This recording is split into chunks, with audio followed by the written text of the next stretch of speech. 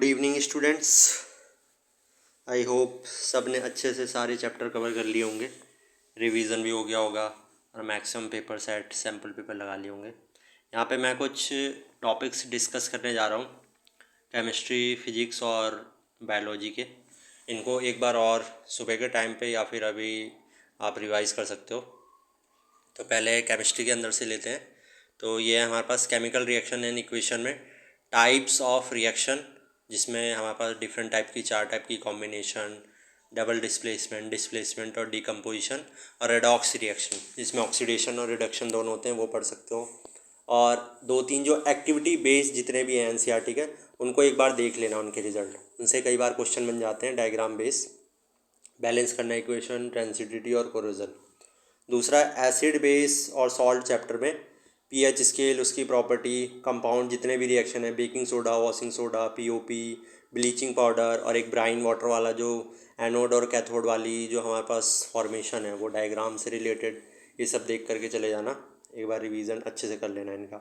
और metal, non metal और carbon and compound, इनको थोड़ा ढंग से पढ़ना, ये ज़्यादा वेटेज रखते हैं। रिएक्टिविटी सीरीज अच्छे से देख करके जाना, इसमें केस स्टडी बेस और 2 या 3 मार्क्स में क्वेश्चन पूछ सकता है। आयनिक कंपाउंड, मेटल प्रॉपर्टीज़ और एक्सट्रैक्शन मेटलर्जी, जिसमें रोस्टिंग, कैल्सिनेशन, थर्माइट रिएक्शन और 1-2 रिएक्शन और जो है मेटल नॉन मेटल की, वो अच्छे से पढ़ लेना। गैल्वेनाइजेशन हो गया, ये सब। नेक्स्ट है कार्बन एंड कंपाउंड में, तो इसमें आईयूपीएसी नेमिंग है, उतना पूछा नहीं जाता है, पर फिर भी एक बार रूल्स पढ़ लेना। होमोलोगस सीरीज़, फंक्शनल ग्रुप हो गए जितने भी फॉर्मेशन, कोवेलेंट बॉन्डिंग हो गई, सोप फॉर्मेशन जो इसमें नहीं लिखा है फिर भी देख लेना, मिसल फॉर्मेशन और कैटिनेशन, टेट्रावैलेंसी, जो इनके प्रॉपर्टीज़ हैं कार्बन की, इनको एक बार देख लेना। इम्पॉर्टेंट रिएक्शन जैसे एस्टरिफिकेशन, एडिशन रिएक्शन और हमारे पास एक और है सेपोनिफिकेशन, इनको एक बार ज़रूर से रिवाइज कर लेना।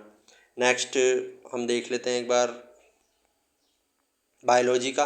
बायोलॉजी का तो खैर डिस्कस कर ही लिया होगा, पर फिर भी ये इम्पॉर्टेंट टॉपिक्स हैं इनके अंदर, नोट करे हुए, इनको एक बार ज़रूर से देख लेना। लाइफ प्रोसेस में nephron, excretion, nutrition, respiration, control and coordination, reflex, plant hormone, human brain और हाउ डू ऑर्गेनिज्म रिप्रोड्यूस, इसके अंदर जितने भी टॉपिक्स ये दिख रहे हैं आपको, हेरिडिटी एंड एवोल्यूशन के, ये टॉपिक्स बहुत इंपॉर्टेंट है, इनसे क्वेश्चन बनते हैं, इनको ज़रूर से देख लेना एक बार।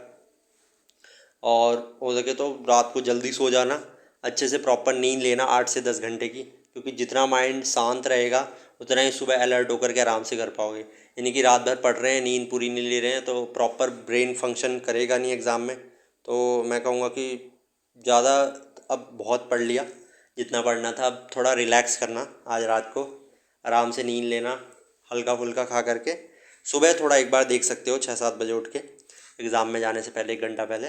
और फिर एग्ज़ाम के ड्यूरिंग एग्ज़ाम में जाने से पहले वहाँ पर कुछ मत पढ़ना, ठीक है। चलो फिजिक्स का थोड़ा देख लेते हैं। फिजिक्स में हमारे पास लाइट चैप्टर और इलेक्ट्रिसिटी, इनमें बहुत ज़्यादा क्वेश्चन आते हैं। तो लाइट में रे डायग्राम हो गए, mirror, lens formula, refractive index, power of lens, इस पर क्वेश्चन आ सकता है। ह्यूमन आई, इसमें बेसिक वही myopia, hypermetropia, presbyopia, atmospheric refraction और रीज़न वाले जितने भी क्वेश्चन हैं जो क्लास में भी डिस्कस करें, twinkling of stars, why the sky is blue, और हमारे पास रेडिश और होता है ना हमारे पास सनराइज़ और सनसेट, उसका रीज़न हो गया, ये सब, डिस्पर्सन, रेनबो फॉर्मेशन, ये पढ़ सकते हो। इलेक्ट्रिसिटी में Ohm's law, series parallel, equivalent circuit और किन फैक्टर्स पे रेसिस्टेंस डिपेंड करता है, रेसिस्टिविटी, रो, एल, लेंथ, एरिया, इन पे क्वेश्चन कर लेना अच्छे से। और लास्ट में वो जो पावर वाले कुछ क्वेश्चन है, इसमें इलेक्ट्रिसिटी बिल हम मेज़र करते हैं, निकालते हैं, फाइंड आउट करते हैं। नेक्स्ट है magnetic effect of electric current, इसमें फील्ड लाइंस की properties, solenoid, Fleming left hand rule या Maxwell right hand thumb rule और इलेक्ट्रोमैग्नेटिक इंडक्शन, इनसे बहुत ज़्यादा क्वेश्चन पूछे जाता है, इनको एक बार पढ़ लेना। शायद ये नेचुरल रिसोर्सेज ये इसमें होगा, तो इसमें ये टॉपिक है ecosystem, food chain, ozone layer depletion, इसको देख लेना।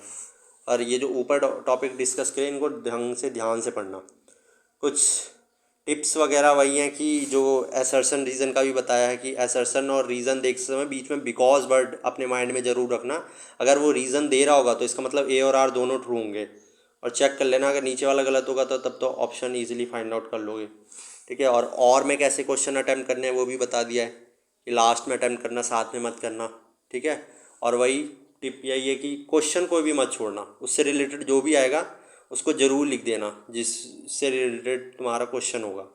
फिर डायग्राम में ये है कि बायो के डायग्राम हो सके, रे डायग्राम हो सके, ज़रूर बनाना, इससे एडवांटेज रहेगा तुम लोगों को। और एक्टिविटीज़ सारी एक बार ज़रूर पढ़ लेना एनसीईआरटी की, जितनी भी एनसीईआरटी में एक्टिविटी गिवन है हमारे पास, और ज़रूर पढ़ के जाना। कलर चेंज जिसमें गैस एवोल्यूशन हो रहा है, ये सब जितने भी हैं इनको ज़रूर देख लेना, ठीक है।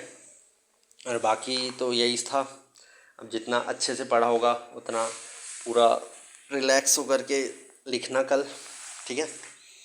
तो यही सारे कुछ टॉपिक्स डिस्कस करने थे, ज़्यादा टाइम नहीं लूँगा अपना, फिर अब रिवीजन करना।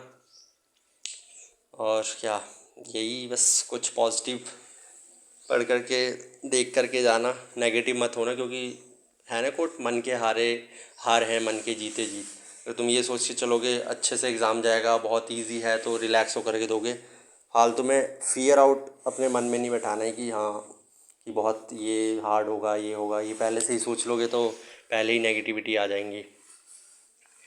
ये थॉट्स वगैरह लिखे थे। चलो मेरी तरफ से बेस्ट ऑफ लक, अच्छे से देना, ढंग से सोच सोच करके लिखना। बीच में कहीं हो तो क्वेश्चन में अटको तो उसको छोड़ देना उस टाइम पे, बाद में लास्ट में अटैम्प्ट करना।